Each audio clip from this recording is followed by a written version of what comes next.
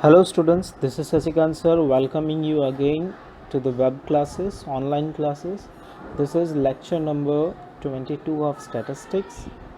We are at the unit 2, chapter number 2, linear correlation. Okay, so we were at the same formula and we had seen few sums based on this shortcut formula. अब इसी फॉर्मूले पे based हम एक कुछ और sums देखने वाले हैं. अच्छा, ये वैल्यू ये फार्मूला हम कब यूज़ करते हैं, मुझे ये फार्मूला रिपीट करने की कोई ज़रूरत नहीं है आई थिंक, क्योंकि पिछले 2-3 सेशन से हम इसी फार्मूले पे काम कर रहे हैं. लेकिन फिर भी इस फार्मूले के बारे में एक बार बता दूं, ये फार्मूला हमें तब यूज़ करना है जब वैल्यू जो है एक्स और वाई की बहुत लार्ज है या फिर डेसिमल में है. ठीक है, तब हम इसको यूज़ करते हैं. या फिर आपका एक्स बार और वाई बार जो है वो नॉन के परफेक्ट इंटीजर ना हो तब, मतलब कि डेसिमल में हो तब. अब u और v कैसे फाइंड करते हैं, तो x minus a divided by c x. अब a जो है वो अज्यूमिंग वैल्यू है. हाँ, a जो है वो अज्यूमिंग वैल्यू है, आप कोई भी वैल्यू ले सकते हो. चलते हैं डायरेक्टली हम एक और इलस्ट्रेशन की तरफ, जो कि नेक्स्ट इलस्ट्रेशन मैंने लिया हुआ है. देखते हैं इलस्ट्रेशन 10 जो है वो इसी बारे में है. मैं हेडलाइन रीड कर रहा हूँ. To know the relation between the average monthly wage in rupees and income due to overtime worker, the following information is obtained from 6 different factories. ठीक है, तो 6 अलग अलग फैक्ट्रियों से ये इन्फॉर्मेशन आई है, तो n हो गया हमारा 6. Find correlation coefficient between the average monthly income and overtime due to overtime. तो हमें मंथली इनकम और ओवर टाइम का फाइंड करना है. तो यहाँ पे ईयर भी दिया हुआ है, तो हमारे लिए ये इन्फॉर्मेशन कोई काम की नहीं है. ईयर जो है वो हमारे किसी काम का नहीं है. हमारा जो एक्स है वो है एवरेज मंथली इनकम और वाई जो है वो है over time due to over time की. ओवर टाइम की वजह से कितनी सैलरी किसको ज़्यादा मिली है. अब सबसे पहले तो इस पूरे सम को क्लोजली एग्जामाइन करना है, क्लोजली ऑब्जर्व करना है कि हम इसमें कौन सा फॉर्मूला अप्लाई करेंगे. तो सबसे पहले तो आप क्या करो कि एक्स बार और वाई बार फाइंड कर लो. तो एक्स बार और वाई बार से ये आइडिया आ जाता है कि वो डेसिमल में है या नहीं है. फिर दूसरा, अगर आप इस सम को बहुत क्लोजली ऑब्जर्व करते हो तो ये जो एक्स की वैल्यूज़ है, एक्स की वैल्यूज़ जो है वो मल्टीपल ऑफ 100 में दिखती है. मतलब कि 00 जो है कॉमन है. देखो यहाँ पे 00 कॉमन है, 00 कॉमन है, 00 कॉमन है, 00 कॉमन है. मतलब इन शॉर्ट एक्स के सारे वैल्यूज़ में अगर हम 100 से डिवाइड करते हैं तो ऑलमोस्ट सभी के हम 2 0 जो है वो एलिमिनेट कर सकते हैं. 2 zeros can be eliminated in the X. हाँ, so you are getting my point. So here the value of X is what is the common factor here? So common factor here is 100. We can divide 100 in the each and every value of x. Same examine y. अब y में क्या common है, कौन सी value से हम divide कर सकते हैं. क्या वो 10 है, कोई ज़ीरो वाली तो कोई वैल्यू नहीं है. y क्योंकि कुछ वैल्यूज़ जो है वो 0 से क्लोज हो रही है और कुछ वैल्यू जो है वो 5 पे क्लोज हो रही है. हाँ, जब 0 और 5 ऐसे दो ही वैल्यू आती हैं तो हम जो है 5 से डिवाइड कर सकते हैं. तो हम 5 से डिवाइड कर सकते हैं इन सभी को. अगर हम 100 को 5 से डिवाइड करें तो भी कोई इश्यू नहीं. इस तरह से हम सभी को 5 से डिवाइड कर सकते हैं. तो क्लोजली एग्जामाइन करने के बाद हमें क्या मिला, हमें ये पता चलता है कि x जो है वो 100 से डिविजिबल है सभी में और y जो है वो 5 से डिविजिबल है सभी में, है ना. अब चलते हैं हमारे आंसर की तरफ. हमारा आंसर जो है आप देख सकते हो, सबसे पहले एक्स बार और वाई बार फाइंड करना होता है. ईयर n इज 6 जो कि सम में दिया हुआ था, ना दिया हो तो काउंट कर सकते हो. सिग्मा एक्स आ रहा है 92,000 डिवाइडेड बाई 6 किया तो हमारी वैल्यू है 15,333.333. Okay, and Y bar is 159.17. Okay, तो अब एक्स बार और वाई बार दोनों ही डेसिमल में है. किसी एक वैल्यू से अगर हम डिडक्ट करते हैं तो भी हम कोई एक कंक्लूजन पे नहीं पहुंचेंगे कि वैल्यू बिलो 30 हो जाएगी.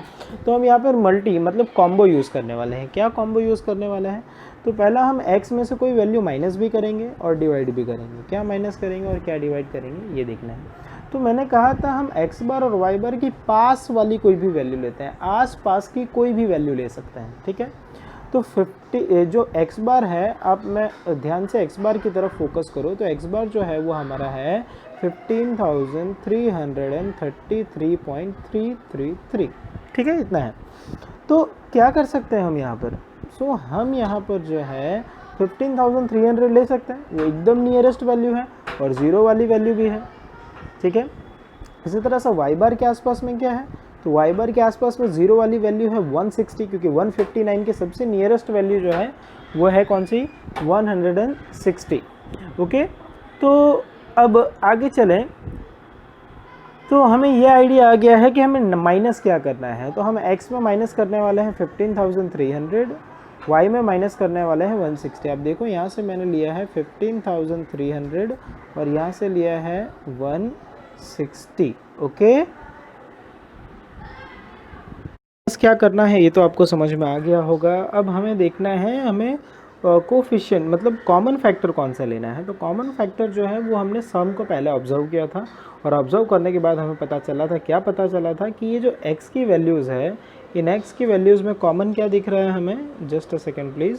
x की वैल्यू में हमें कॉमन दिख रहा है कि हम सभी वैल्यूज़ को 100 से डिवाइड कर सकते हैं, यस और नो, ठीक है। ये सारी वैल्यूज़ जो है हम इसमें 100 से डिवाइड कर सकते हैं, 100 जो है वो कॉमन है। और y में जो है हम 5 से डिवाइड कर सकते हैं, तो 5 जो है हमारा y के लिए कॉमन फैक्टर होगा। तो x के लिए हम cx लेने वाले हैं 100 और y के लिए हम cy लेंगे 5, ठीक है। ये कॉमन सेंस से आपको पता चलेगा कि आपको क्या रखना है। यहाँ देख लेते हैं, तो हमने जो बात की थी जैसे कि हम x में से माइनस करेंगे 15,300, y से माइनस करने वाले हैं 160 और डिवाइड कैसे किया हमने, x में डिवाइड किया 100 से और y में किससे डिवाइड करना है, 5 से। इस तरह से हम एक कम्प्लीटली नई वैल्यू फॉर्म करेंगे और वो वैल्यू जो है मोस्ट प्रोबेबली बिलो 30 होगी। तो क्या कैलकुलेशन जो है वो हमारा इजी होगा। चलते हैं आगे आंसर की तरफ। तो ये जो टेबल देख रहे हो, ये table from this area to this portion, ये सम है जो कि एग्जैक्टली बुक में से जैसा था वैसा का वैसा कॉपी किया हुआ है। फिर ये जो u देख रहे हो, u कैसे फाइंड करना है हमें, तो u फाइंड करने के लिए हमें जो बताया था मैंने, x में से हम क्या माइनस करेंगे, 15,300 divided by 100। See 14,900 minus 15,300 divided by 100 करते हो तो वैल्यू आती है 4, ठीक है। और डायरेक्टली आप कर सकते हो, पहले डिवाइड करो और 153 माइनस करो, तो जैसा आपको ठीक लगे, बट कैलकुलेटर का पूरा यूज़ करना। दूसरी वैल्यू है -2, 15,000 माइनस 15,300, 300 बचता है divided by 100, -3, then 2, then 4, then 5 and last में ultimately the total of it is 2। तो देखा कितनी बड़ी वैल्यू थी और हमने कुछ चेंजेस किए, उसकी वजह से वैल्यू जो है वो कितनी छोटी हो गई कि हमारा आगे का मल्टीप्लिकेशन जो है वो बहुत ही ईजी हो जाने वाला है और बहुत ही मज़ेदार हो जाने वाला है।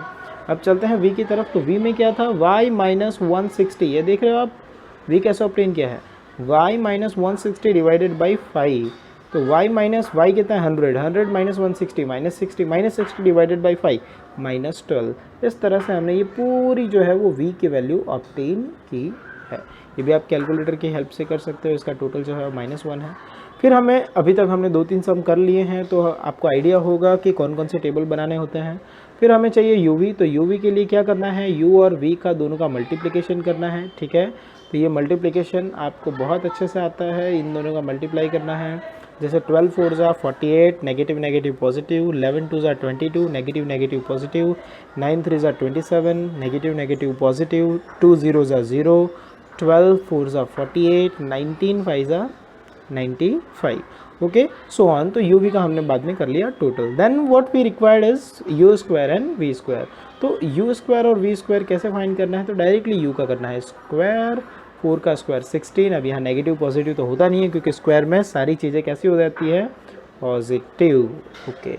इस तरह से हमने u का स्क्वायर किया और u के स्क्वायर का टोटल है 74, v का स्क्वायर किया, v के स्क्वायर का टोटल है 851 और इस तरह से हमें ये वैल्यूज़ जो है वो मिल गई। हमें करना क्या है, ये सारी वैल्यूज़ सभी टोटल को फॉर्मूले में सेट करना है और आंसर फाइंड करना है। तो let's find the answer.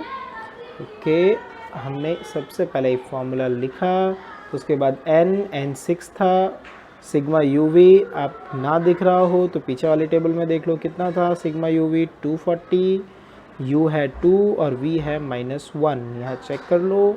Yes 240, 2 and -1 सारी वैल्यूज़ लिखी हुई है।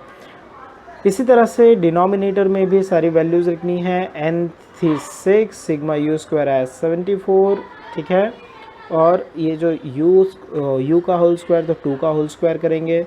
Similarly side portion n6 sigma we square 851 जो कि टेबल में से लिया है, सारी वैल्यूज़ लिखी। फिर बाद में कैलकुलेशन करना है, कैलकुलेटर का काम है। इतना वर्क करने के बाद में फिर आपको सिर्फ कैलकुलेटर चलाना है। तो ये आया हमारा फाइनल आंसर, ठीक है। जो भी आवे डिनोमिनेटर में पहले मल्टीप्लाई करके फिर बाद में रूट प्रेस करोगे तो ये वैल्यू आपको मिलेगी। फिर 1442 डिवाइडेड बाय 1498.7328, तो हमारा फाइनल आंसर आता है 0.9621। अब हमें 2 डिजिट के ही आंसर चाहिए, तो हमारा फाइनली आंसर हुआ 0.96। क्या ये नियरर टू 1 है? Yes it is nearer to 1। तो क्या कह सकते हैं हम? The value of r is nearer to 1 or close to 1, thus we can say that there is a high degree of positive correlation between monthly income and over time. Okay, तो ये है हमारा आज का क्वेश्चन जो हमने पूरा किया। इस क्वेश्चन की 3 से 4 बार प्रैक्टिस करना। ऐसा ही एक सम मेरे ख्याल से rent and square area and square feet वाला एक एक्सरसाइज में है, आप वो सॉल्व करोगे। वो आपका होमवर्क होगा आज का। होमवर्क वैसे कंटिन्यू आज ऐड कर दिया है, ना किया हो तो आप खुद समझ जाना है कि एक एक सम जो है वो आगे सॉल्व करते जाना है। So thank you student, thank you for now, bye bye, stay home, stay safe, take care.